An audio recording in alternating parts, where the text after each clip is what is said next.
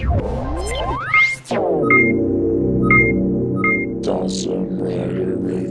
YouTube, Dawson Rider here with my review of the Deluxe Mega Uloader. I don't know if that's how you pronounce it. I apologize. I don't think they've said it in the show where I've watched it to.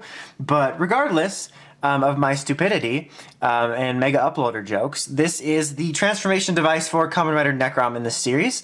As per usual with my reviews, we'll take a very quick look at the packaging. It's typical Toku packaging, but it's always kind of got nice pictures on it and whatnot. You got a nice picture of Necrom right there, picture of the device, and then up here you get a cool shot of his other two forms, Grim and Sanzo. Shows that it comes with Necrom's Eyecon, obviously, and that it works with the Ghost driver right there. Super exciting, you can tell because of the exclamation points.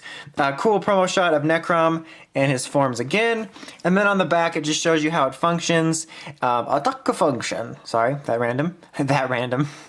Anyway, and then it just shows you how it works with other icons, and then it can work with the other line, advertises the rest of the line, all that typical box stuff. It helps to do this. But yeah, that's pretty much about it for that. Now let's go ahead and bring in the actual stuff. I almost grabbed the Benkei icon by mistake. But so let's get down here. So here is the device and the icon. Let's take a look at the device first because I said so. So as you can see, if you didn't already know from the box or the show or anything, it is a wrist-mounted device as opposed to a belt, which is usual. It's not the first time it's happened, but it's a more rare occasion. It's kind of like large and clunky. There's not really too much to it color-wise or anything. It's just aesthetically not that appealing of a device in my opinion, but it's got a cool concept behind it with this eyedropper thing. It's like, you know, you press it in the show and there's an icon here, like drops down, not actual dropping, 0 out of 10 would not bang. No, but it's cool because it sort of commits to the whole eye bit. So I think it's some really cool concepts there. It's just very clunky looking. Aesthetically. So you turn it on right here and you get confirmation noises and lights. And when you're by yourself, that sounded really weird. When it's by itself without anything, you basically just press this and it'll make that. And you can press this and it'll go through the jingle.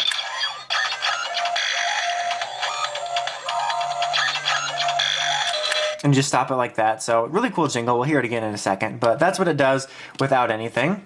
Now let's take a look at the icon, which is a very unique looking icon. I had it upside down. I just realized that. Classic me. But it's sort of different looking than the typical icon. This is Benkei because he's going to be our ghost icon example because he's what was close. But as you can see, like, it's a bit different. It's much more angular. It's still very similar to ghost icons, but it's got this more technical feel to it. And it's very different. Also, it's different in the fact that it's one of the few that has electronics. Boost also had some stuff going on, but this one just has like a really cool voice in it. So you get that by pressing this button here, and it'll cycle through 3 different sounds. Stand by. Complete. Destroy. And those are the 3 sounds it'll make on its own just by pressing the button here. And it cycles through the 3, and that's important for transformation because you're going to want to click it and have it say standby before you put it in. And unless there's like an uber amount of time you can wait between it that it happens, that I just haven't tested. What's nice is that even though it's on a cycle system, it doesn't cycle back to anything quickly. Like, I'm trying to think what I was saying. Lock seeds. The Gashapon lock seeds are on a cycle system also, but if you don't press the button again within a certain amount of seconds, it'll cycle back to the beginning. And this doesn't do that unless it's a really long amount of time, which I guess is kind of important. But anyway, that was kind of a long ramble about how cycling systems work. But let's go ahead and do the transformation. Let's hope this works correctly. I messed up a couple times because I are smart. But press this, make sure it says standby. Stand by. And then place it in here. Make sure the button is lined up with the button. Very technical button terms. Yes, sir. It'll say yes, sir. Make that standby noise. And then press this. Loading. And you'll get the cool jingle again. Press this. Tengan. Necrom. Mega Uloader.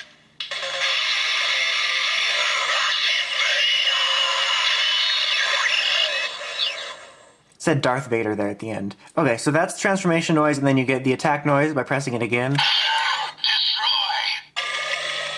The LED really works cool off of this and the icon. Dai Tengan.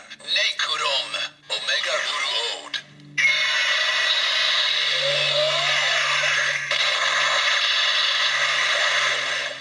And that's basically all it does for what you get with it, with the icon for Necrom and the device itself. Just pull it out like that, very simple. Now, it does work with other icons. With Grimm's other 2 icons that he's been using, or is going to be using, it makes unique sounds. He has one singular sound for other ghost icons, which is a bit unfortunate. I'll get into that in a minute.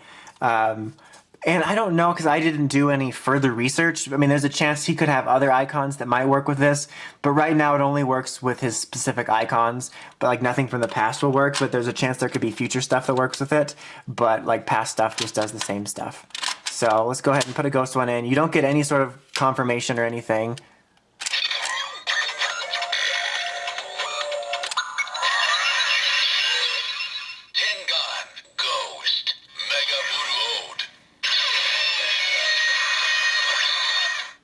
And then if you do it again, it'll do the same thing.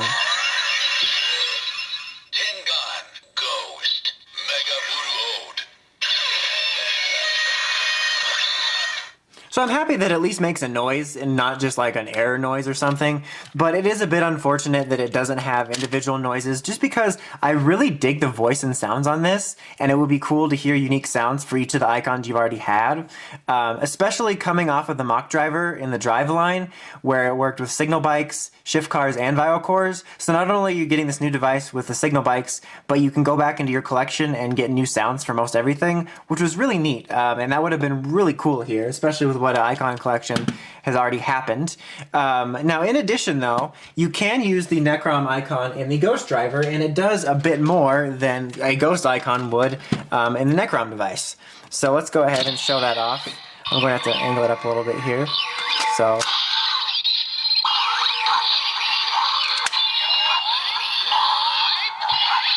now you can hear there's noises actually coming from it. Pretty cool, unique jingle.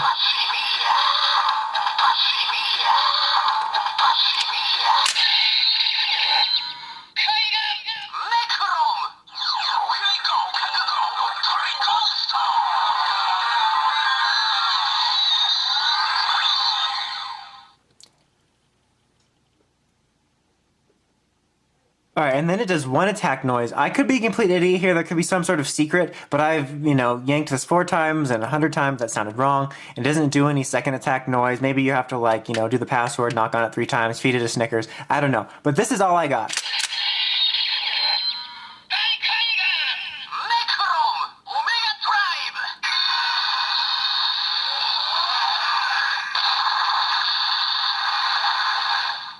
Okay, and that's it. I just want to point out that the icon for this looks really cool with LED. I just think it looks neat.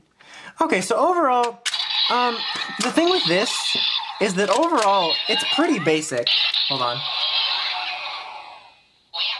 Thank you.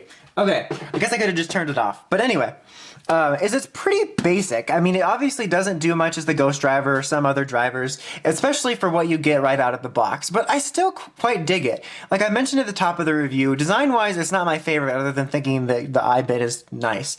But I really dig the sounds for it. It's fun to mess around with. I love the icon has sounds. It's just kind of neat for me. And it makes some pretty cool, unique noises with the Ghost driver as well. And it only adds to it if you get the other set of his icons. So despite the fact that this thing is pretty basic and you can't do quite as much with it as other things, if you're a fan of Necrom or the sounds or the device or just anything related to it, I can recommend it. I honestly didn't expect to when I found out how little noises it had, but after messing around with it, it's actually one of the more fun things I had with the line personally. So yeah, if you know what you want or know what you're getting out of it, I think it can be pretty fun. Like I said, I do wish it would have had noises for everything. That would have been super cool, but still, for what it is, I actually quite enjoy it. It's not my most favorite transformation device of all time, but it's got some really neat sounds, and I kind of dig it. But anyway, that's about it. Until next time, make sure to check out the Crazy Podcast at WritersRangersRambles.com. And of course, don't forget to like, comment, subscribe. Until next time, Dawson Ryder, signing out.